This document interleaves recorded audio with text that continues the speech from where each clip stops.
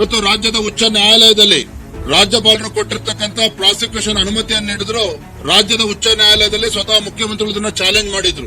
ಸುದೀರ್ಘವಾಗಿ ಉಚ್ಚ ನ್ಯಾಯಾಲಯದಲ್ಲಿ ಪರ ವಿರೋಧ ಎಲ್ಲವೂ ಕೂಡ ಆದ ನಂತರದಲ್ಲಿ ರಾಜ್ಯ ಉಚ್ಚ ನ್ಯಾಯಾಲಯ ಇವತ್ತು ತೀರ್ಪನ್ನು ನೀಡಿದೆ. ಆ ತೀರ್ಪಿನಲ್ಲಿ ಸ್ಪಷ್ಟವಾಗಿ ಉಲ್ಲೇಖ ಮಾಡಿದ್ದಾರೆ.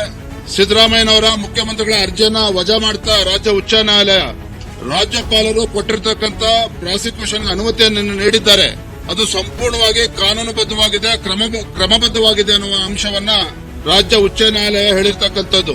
ಬಹಳ ಪ್ರಮುಖವಾಗಿ ನ್ಯಾಯಾಧೀಶರು ಉಲ್ಲೇಖ ಮಾಡಿರ್ತಕ್ಕಂಥ ಅಂಶ ಅಂತ ಹೇಳಿದ್ರೆ, ಕಾನೂನು ಎದುರು ಎಲ್ಲರೂ ಕೂಡ ಒಂದೇ ಅನ್ನುವ ಅಂಶವನ್ನು ಕೂಡ ರಾಜ್ಯ ಉಚ್ಚ ನ್ಯಾಯಾಲಯ ಹೇಳಿರ್ತಕ್ಕಂಥದ್ದು. ಹಾಗಾಗಿ ನಾನು ಈ ಒಂದು ತೀರ್ಪು ಬಂದಿರತಕ್ಕಂಥ ಸಂದರ್ಭದಲ್ಲಿ ರಾಜ್ಯದ ಗೌರವಾನ್ವಿತ ಮುಖ್ಯಮಂತ್ರಿಗಳಾಗಿರ್ತಕ್ಕಂಥ ಸಿದ್ದರಾಮಯ್ಯನವರಲ್ಲಿ ನಾನು ಆಗ್ರಹವನ್ನ ಮಾಡ್ತೇನೆ. ರಾಜ್ಯಪಾಲರ ಮೇಲೆ ಆರೋಪ ಮಾಡತಕ್ಕಂಥದ್ದನ್ನ ಬದಿಗಿಟ್ಟು ರಾಜ್ಯ ಉಚ್ಚ ನ್ಯಾಯಾಲಯ ತೀರ್ಪನ್ನ ಕೊಟ್ಟಿದೆ, ಅದಕ್ಕೆ ಗೌರವಿಸಬೇಕು. ಮುಖ್ಯಮಂತ್ರಿಗಳ ಕುಟುಂಬವೇ ಇವತ್ತು ಮೈಸೂರಿನ ಮೂಡ ಹಗರಣದಲ್ಲಿ ಭಾಗಿಯಾಗಿದ್ದಾರೆ ಅಂತ ನೇರವಾಗಿ ನಿಮ್ಮ ಮೇಲೆ ಆರೋಪ ಬಂದಿರತಕ್ಕಂಥ ಸಂದರ್ಭದಲ್ಲಿ ಗೌರವವಾಗಿ ತಮ್ಮ ಮುಖ್ಯಮಂತ್ರಿ ಸ್ಥಾನಕ್ಕೆ ರಾಜೀನಾಮೆ ನೀಡಬೇಕು ಅನ್ನುವ ಆಗ್ರಹವನ್ನ ನಾನಿವತ್ತು ಮಾಡ್ತಾ ಇದ್ದೇನೆ.